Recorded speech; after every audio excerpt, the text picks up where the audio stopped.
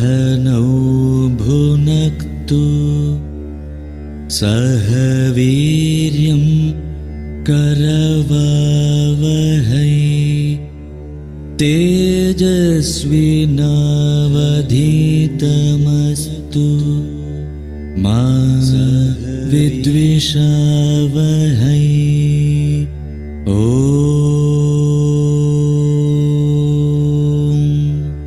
शान्ति शान्ति शान्तिः।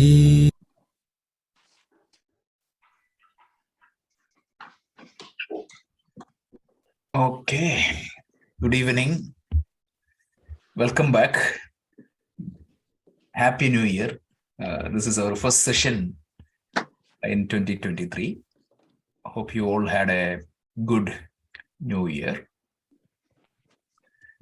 So, in the essence of Upanishad session, we reviewed the summary of one Upanishad, namely the Mundaka Upanishad. So, as part of this program, we went through a high-level overview of the Upanishads, especially the organization of the Vedas, meaning what is Upanishad, etc. So the first 4 sessions we dedicated for that. And after that, we covered the Mundaka Upanishad. So the objective of this program is to introduce the 10 principal Upanishads to you. And in that program, today what we are going to discuss is another beautiful Upanishad. It is known as Kenopanishad. Today we will do a high-level overview of this Upanishad, and we will have a quick introduction of the Upanishad along with the Shanti Mantra, and we will cover the first chapter of this Upanishad. And maybe 3 sessions, maximum 3 sessions, sometimes even 2 sessions. Next week itself, we should be able to finish this because this is a relatively small Upanishad. Without any further delay, we can get started. Let's start with the overview. So this Kena Upanishad is part of Samaveda. There is a typo, Samaveda. So Samaveda, because Mundaka Upanishad was part of the Atharvana Veda, and this Upanishad is part of the Samaveda. If you remember, we said Maharshi Vedavyasa compiled the available Vedic teachings into 4 Vedas. All the Gadya Pradhana stuff went to Rigveda. All the Padya Pradhana stuff went to Yajurveda. All the Gana Pradhana stuff went to Samaveda. And Atharvana Veda is a mixture of everything. So this is Samaveda. And this is a dialogue between an unknown guru and an unknown shishya. Whereas in the case of the Mundaka Upanishad, we knew who is the guru, Angiras, and we know who was the shishya. It was the Shaunaka. So in this particular case, we know that it is in the form of a dialogue between a disciple and a teacher, master, but they didn't bother to put their name there. So that's the second point. And this Upanishad has 4 chapters. Each chapter is known as Adhyaya. In the case of Mundaka Upanishad, each chapter was known as Mundaka, and it was subdivided into Khanda. But here, each chapter is known as Adhyayaha, and then there are 35 mantras in these 4 chapters. So, not even the size of a chapter of the Bhagavad Gita. It's a very small Upanishad. And why this Upanishad got the name Samaveda, Kena Upanishad is, this Upanishad starts with the word Kenaha. So the name of each Upanishad, meaning how that name you get, different Upanishad has different schemes. Mundaka Upanishad means Mundaka refers to a head. So it's to show the importance, it is known as Mundaka Upanishad. This Upanishad, the first line starts with Kena. Kena means by whom. That is the literal meaning. So this is a Upanishad. That is how Kena Upanishad, the name came. And another interesting point is that for this Upanishad, the great master Shankaracharya wrote two commentaries. One is based upon the grammatical analysis, and the other one is based upon the actual meaning analysis, ideas analysis. So two commentaries of Shankara is available for this Kenopanishad. When we, if at all, we get a chance to study this in detail, that time we can see that. But those who are interested, there are two commentaries of Shankaracharya. So the previous Upanishad was Atharva Veda, here it is Samaveda. Earlier it was the Samvada between Angiras and Shaunaka, here between an unknown disciple and an unknown guru. There are 4 chapters here, and the Upanishad got the name Kena because it starts with the word Kena, and Shankaracharya wrote 2 commentaries for this Upanishad. So let's continue. So the etymological meaning of this Upanishad, the root of the word Kena means by whom or from whom. What is the cause? Because the Upanishad starts with that. So the Upanishad starts with a few mantra, right? So it's a Keneshitam, by whom the prana functions, by whom the ear does its job. So since the Upanishad starts with these questions, this Upanishad got the name Kenopanishad. So let's continue. And then a couple of points. The cultural impact of this Upanishad is unbelievable, right? A famous music composer, David Stollers, one of his composition, Sonata for 2 pianos, this was composed in 1990. This was completely inspired by the first chapter of Upanishad. If you're not speaking, can you go on mute? Somebody is talking. Okay, thank you. So the second one is Victor Hugo's, meaning everybody knows, right? The Victor Hugo, who wrote the famous novel La Miserable, or Les Miserables in English. That famous Victor Hugo, in one of his poems, Supremacy, in that poetry, the last chapter of this Upanishad was pretty much inspired by that writing. So in the world literature itself, there is a lot of inspirations. So just a couple of pointers to note.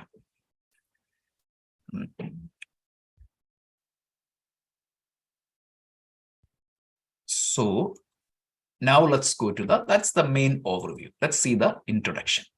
So the introduction is very important. So this is the layout of the Kenopanishad. There are 34 or 35 mantras, because some book says 35, because somewhere 2 mantras were combined. So there are 4 chapters. The first chapter has 8 verses. 8 verses, it's mainly, there are 4 topics or 3 topics covered. First one is Atma Vishaya Prashnaha. Somebody is asking about Atma, because the Upanishad is in the form of a dialogue between a guru and a shishya. So a shishya comes and asks guru a few questions related to Atma. So that is the first topic covered in the first chapter. It is only 1 verse. And then what happens? The Atma Lakshanam, the definition of the Atma, and the Atma Jnanam is the topic. So what exactly is the nature of your Atma? That is what is elaborated. And finally, the Upanishad talks about, by knowing this Atma, what exactly is the phalam or the benefit. That is the first chapter. In the second chapter, there are 5 mantras, and the first one is the Atma Jnanam. And again, it covers the Atma Jnana Phalam. The first chapter is the Guru's teaching, and the second chapter is the reconfirmation by the Shishya. So these 2 chapters are very important. The third chapter is a beautiful story. That is what the third chapter. So we'll see about that story when we go there. It's a story used mainly for upasana, and also to illustrate some principle, a story is given. That is, the devas, meaning it's a story of a deva. So that is the third chapter. And the fourth chapter is mainly the conclusion. Mainly meaning the topic of the glory of the Brahma Vidya, self-knowledge, and it talks about a little bit of sadhana. So this is the structure of the Upanishads. That if in a short number of verses. 1450. Amiga Jayashwalam, is this also? I'm sorry, Rajesh ji. Didn't realize I was not on mute. Okay, thank you. Thank you. Very sorry, Rajesh ji. No worries, no worries, no worries. It's okay. So 4 chapters, 35 verses or 34 verses. Some book combine 2 slokas together. That is why it is like that. So this is the layout of this Upanishad. Now let's go further. So in this introduction, a Shishya approaches the Guru with humility and faith. And then there is a dialogue happens. And as I said earlier, we don't know who is the Guru, who is the Shishya. It's completely unknown.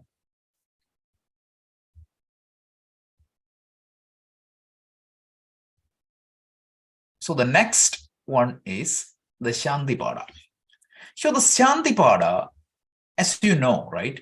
We said every Veda has a Shantipada. So Rigveda has a Shantipada.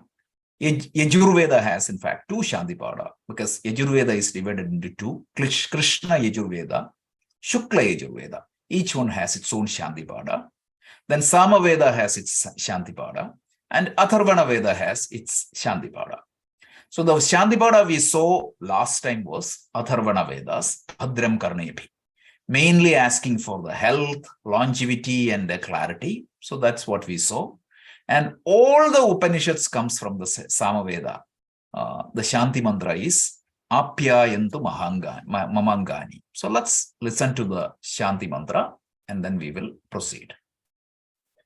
Om Apyayantu Mamangani Vakpranashchakshushrotramatho Balamindriyani cha sarvani Sarvam Brahma Upanishadam Aham Brahma Nirakuryam Mama Brahma Nirakarot Anirakaranamastva Nirakaranam me astu Tadatmani nirateya Upanishatsu dharmaste mayi santu Om Shanti Shanti Shanti.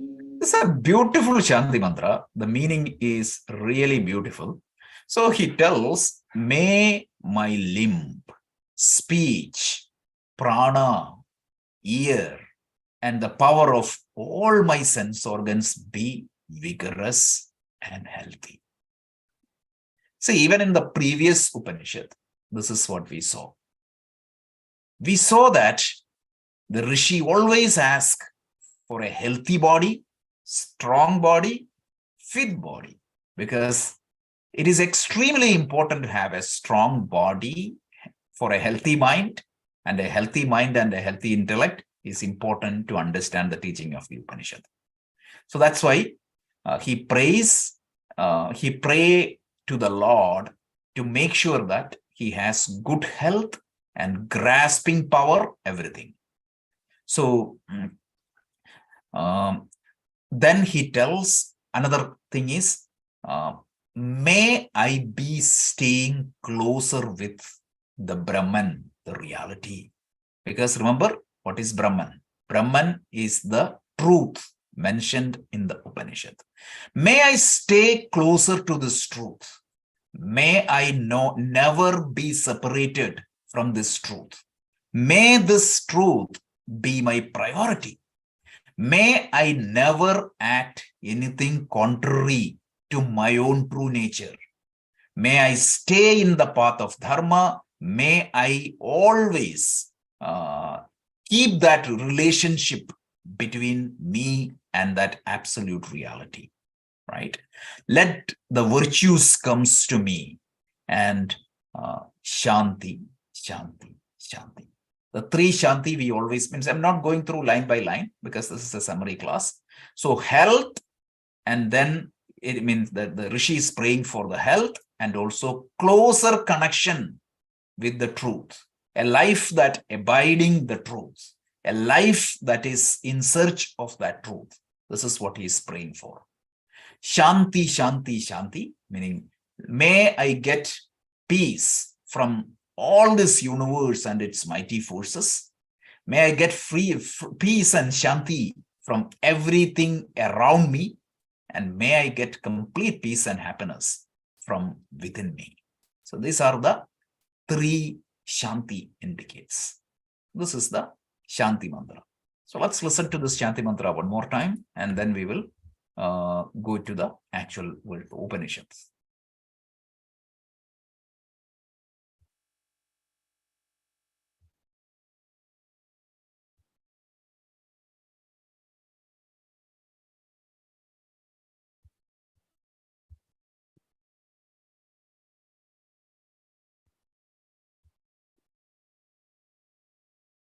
ॐ आप्यायन्तु ममाङ्गानि वाक्प्राणश्चक्षुश्रोत्रमथो बलमिन्द्रियाणि च सर्वाणि सर्वं ब्रह्मोपनिषदं माहं ब्रह्म निराकुर्याम् मा ब्रह्म निराकरोत् अनिराकरणमस्त्वनिराकरणं मे अस्तु तदात्मनि निरतेय उपनिषत्सु धर्मास्ते मयि सन्तु ते मयि सन्तु ॐ शान्ति शान्ति शान्तिः.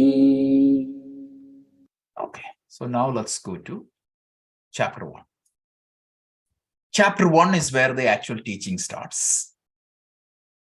So the topic is Atma Vishaya Prashnaha. So a student approaches a teacher and asks a question. Very interesting question. So he tells, this is very important, right? Just contemplate upon this. See, my body, my mind, my sense organs, everything is inert matter. It is made up of matter. They are intrinsically insentient. We all know that. But at this point of time when I talk, it is sentient. So the question is, what is that X factor which gives life, which makes a sense organ to become that sense organ? What is that X factor that makes a sense organ? For example, he asked, what is that X factor that makes the eyes to see properly? What is that X factor that makes the ears to hear properly? So this is the question. It's a very interesting question, and it's a very profound question, right? So the exact verse is, by whom, by whose direction, right? The mind actually illumines the objects. Commanded by whom the prana functions, right? By whose command or by whose present I am able to speak. What intelligence direct my eyes and ears to see things? This is exactly what the question is. So, an outstanding question. To understand this, a simple example. Imagine a fan with electricity and without electricity. When there in India, this is a common sight. The electricity goes. So what happens? A fan that was functioning suddenly stops. So you can easily infer that the fan by default is inert and insentient. Fan by default is inert and insentient. But the presence of an X factor, in this particular case, electricity, makes the fan moves. An audio system by default is inert and insentient. But an X factor, electricity, makes the audio system produce music or play music. Produce music is wrong. Play music. Right? So like that, my eyes by itself is inert and insentient. My mind, by definition, it is inert and insentient. My ears, by definition, it is inert and insentient. So what is that X factor that makes the mind functions? Just like the electricity makes the computer functions, just like the electricity makes the fan functions, just like the electricity makes every electrical equipment functions, what is that X factor that gives sentiency to my eyes? Sentiency, meaning sentiency to my ear, sentiency to my tongue, sentiency to my mind, sentiency to my prana, by whose presence the prana flows through the body and makes all these process functions. What is that principle? And this unseen principle is given a name in the Upanishad called Devaha or Deva. Deva means illuminator. That is the meaning. Remember, this is the real meaning of the word Deva. So the moment we hear Deva, the picture comes to our mind is what? Somebody with a glittering clothes and a crown and all those things. But that is the real Deva is what? That the organs. So this is what it is. So the first mantra is the Atma Vishaya Prashna. In that Atma Vishaya Prashna, the Shishya is asking this question. What makes everything sentient? What is the eye of the eye? What is the ear of the ear? What is the mind of the mind? What is the tongue of the tongue? This is the question. Very interesting question. Very profound question. So let's see the answer.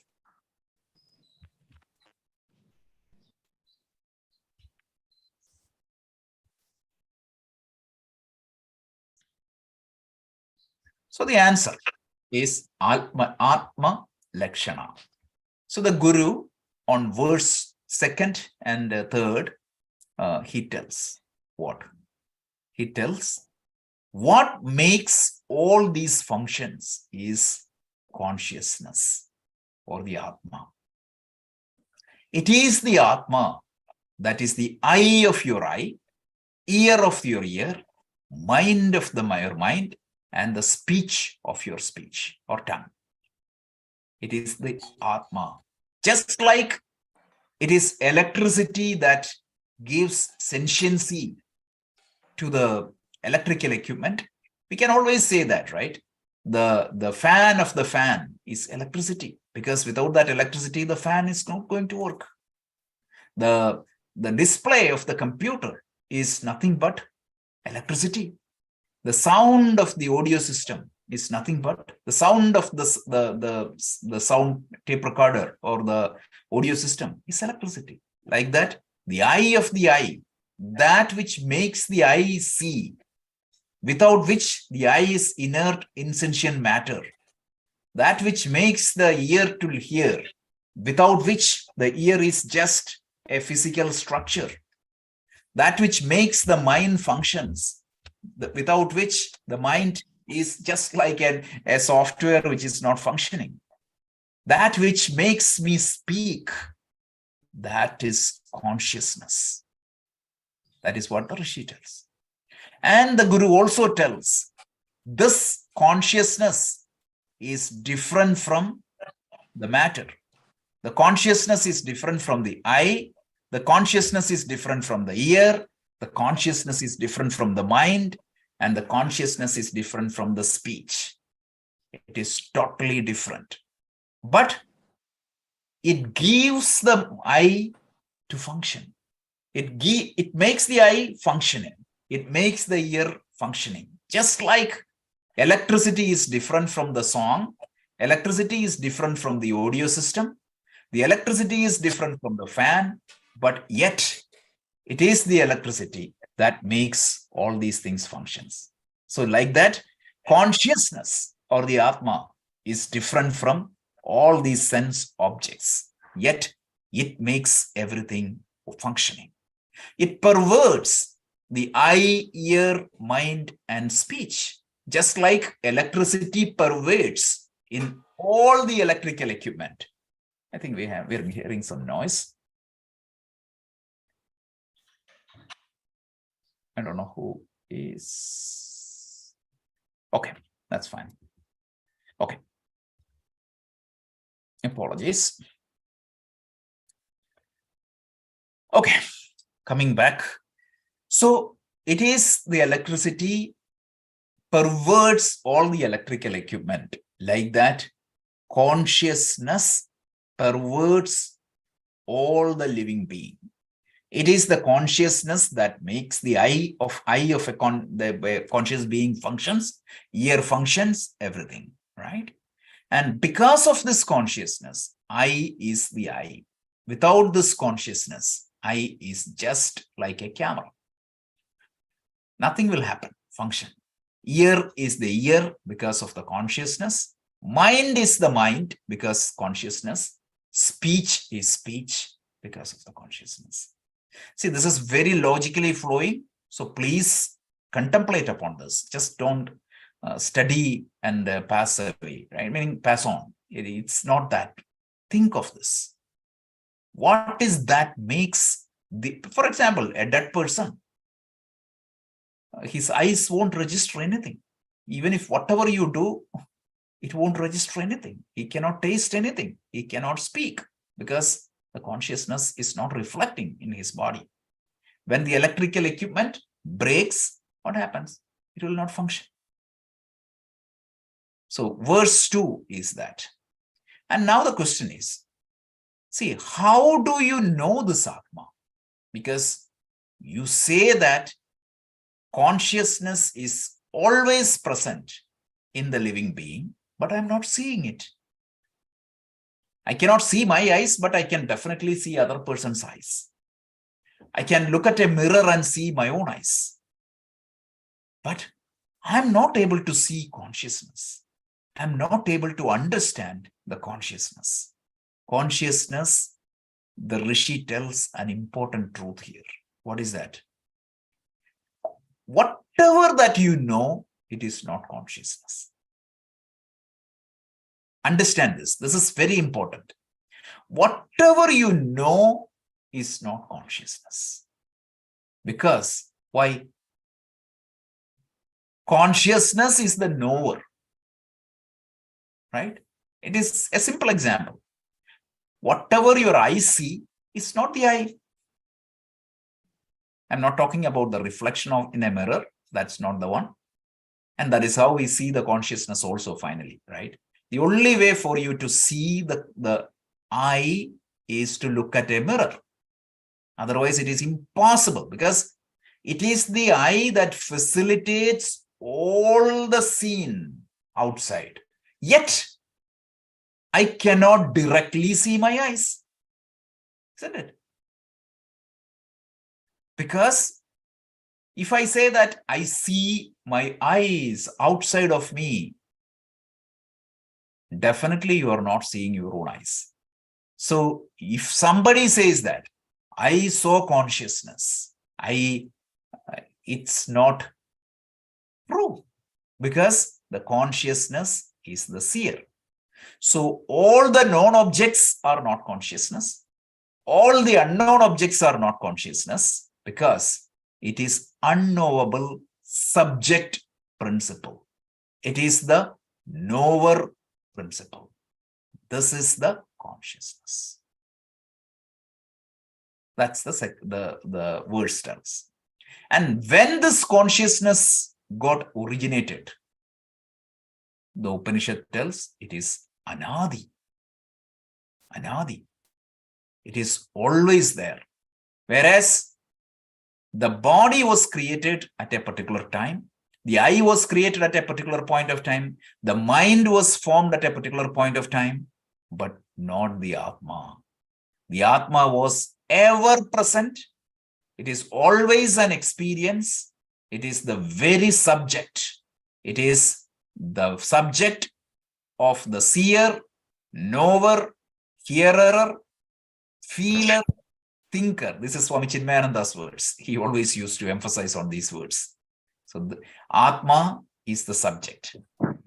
And everything you can objectify is Anatma, because it is through these means of knowledge you know. Think about the eye example. The eye can see everything else, but it cannot see itself directly. Now the question is, how do you see Atma? If you cannot directly see, answer is you cannot directly see. You cannot directly see the Atma. Yet, nobody has to tell you that Atma exists, because it is your own existence. Do you think that you need a proof that you exist? You are conscious, you exist. So there is no need. So there is an intellectual analysis in that direction, which gives you some indications about Atma. That is one thing. And the second thing is how. In your mind, you try to create a reflection of that Atma, and that is the only thing you can see. So if you follow the Ashtanga Yoga method, what happens? In the mind, the yogi will stop all the thoughts that is happening. And the Atma, there is nothing else to experience. So the yogis, the Patanjali system is, yogi feel that it is Atma. In the conventional Advaita Vedanta, what happens? You make the mind very pure, you make your mind very calm, and look at the nature of the Atma there. So you see the reflection. But the point here is that the Atma cannot be directly seen or experienced. This is the Atma Lakshana. So once again, keep the flow in mind. What was the way Upanishad started was, the student came and asked the question, what is that? Means my eyes, ears, nose, tongue, all my sense organs are working perfectly fine. I understand that they are inert and insentient. And what is that X factor which makes all these insentient matter sentient? So to answer that, the Rishi tells it is the Atma, or the consciousness, that makes all these inert matter or insentient matter sentient. And it is the eye of the eye, the ear of the ear, mind of the mind, speech of the speech. And that Atma is consciousness. And that Atma cannot be directly known. It can be only indirectly known. And this Atma is created at the beginning. There was no creation. And it is the very subject, whatever that you, meaning the experiencer in you, whether it is thinking, feeling, hearing, smelling, anytime, the real experiencer is Atma. And everything that you experience is Anatma. This is the next topic. So now, this Atma, what is the nature of the Atma? That is the third topic. So Atma is not a product or a part or a property of an entity. Remember that we studied this in the Bhagavad Gita also, right? It is all pervading.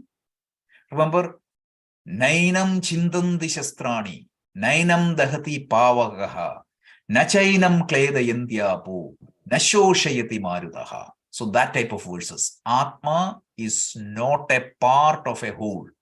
Meaning, you can say that your hand is a part of your body. Atma is not like that. There is no part in Atma. Everything is uniform.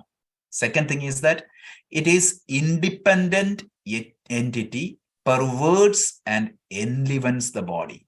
It is not the body. It is inherently connected with the living body, but it is different from the body. The electricity is pervades the electrical equipment. It enlivens the electrical equipment.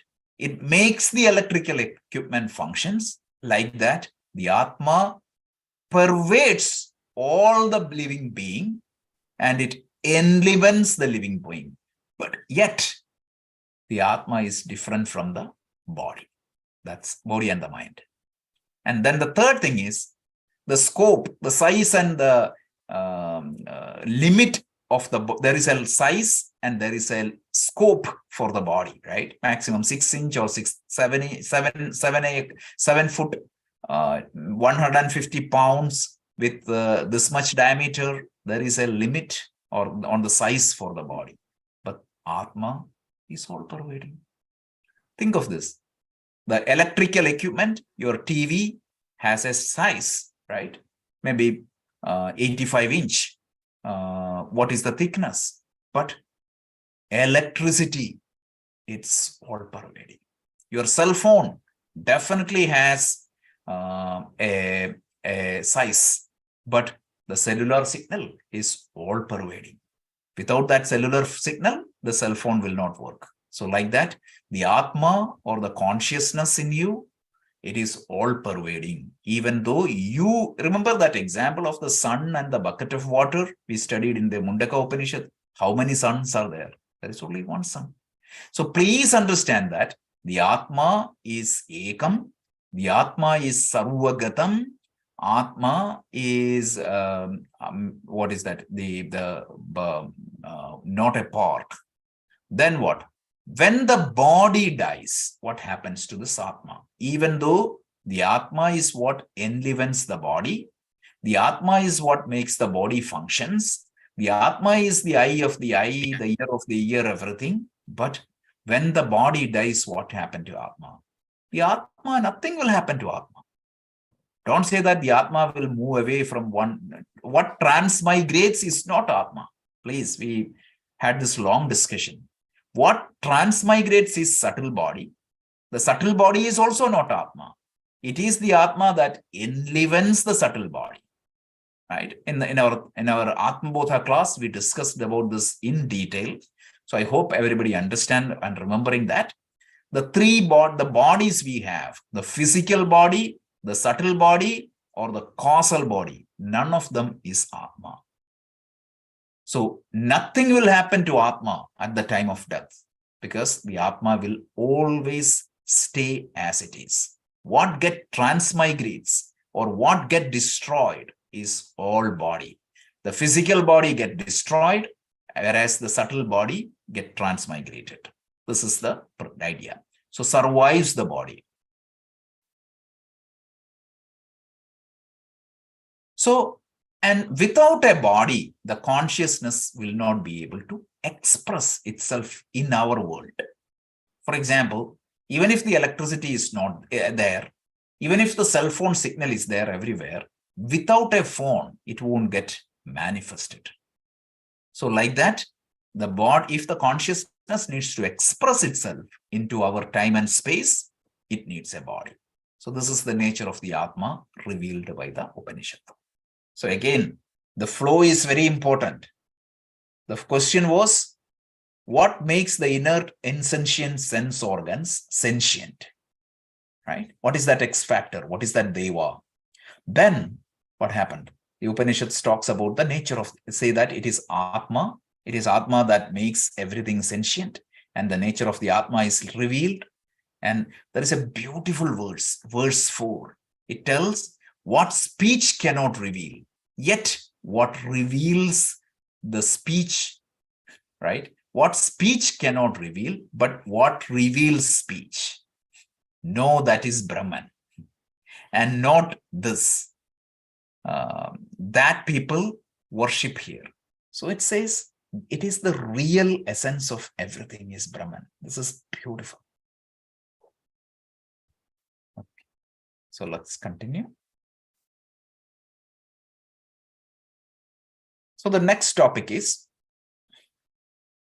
okay, we talked about that. We talked about the nature of the Atma.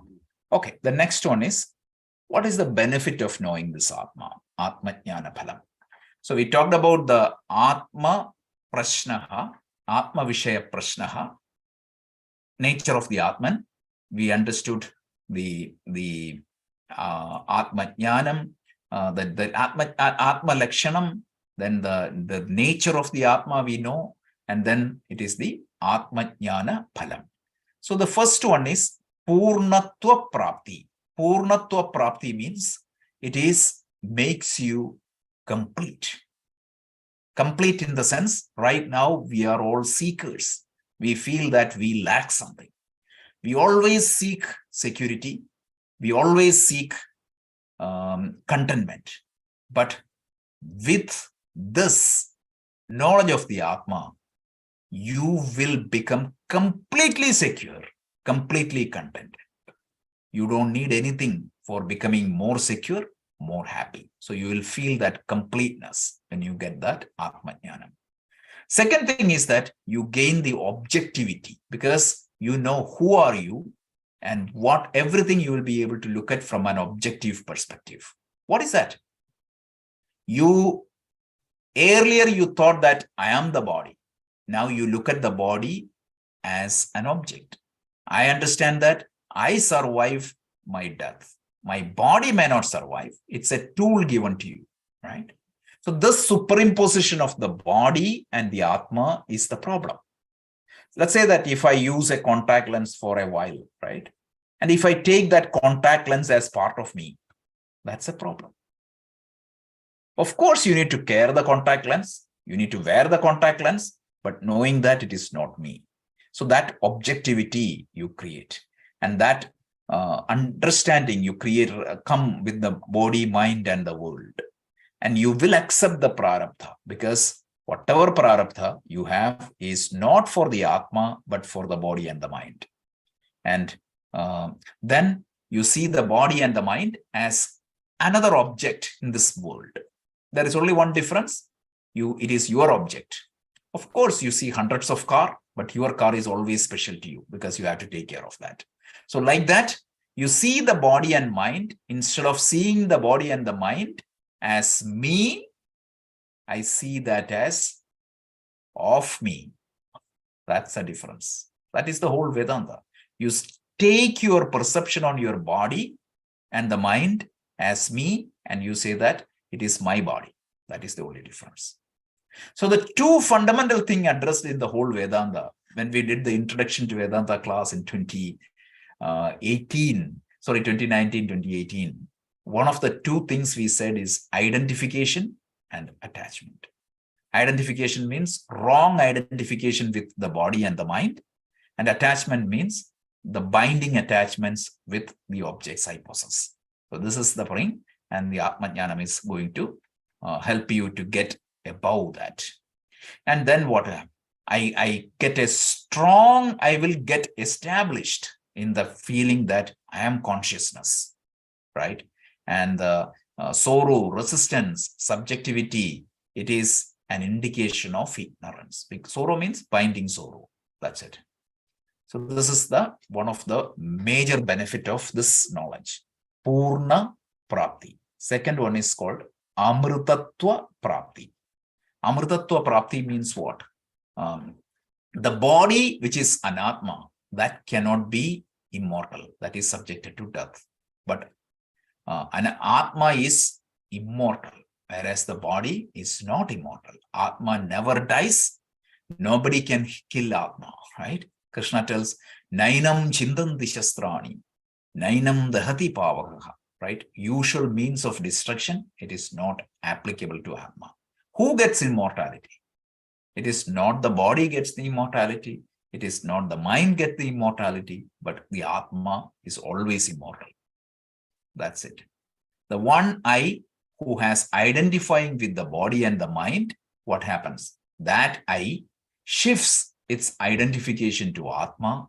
And when the identity is between the body, with the body and the mind, what happens? He is an immortal, but when the identity shifts from the body and the mind to Atma, he becomes immortal. He or she becomes immortal. So this is the key thing. The 3 and 4 mantras are very important. It's the definition of the Atma, which we already saw, and all the nature. So with that, we conclude the first session. The summary we discussed so far. This Kena Upanishad is part of the Samaveda. And the first chapter we covered. Before that, the Shanti Mantra is Apyayantu Maha Mamangani. It's praying for health and closer relationship with the absolute reality and a life which is dedicated to that absolute reality, Brahman.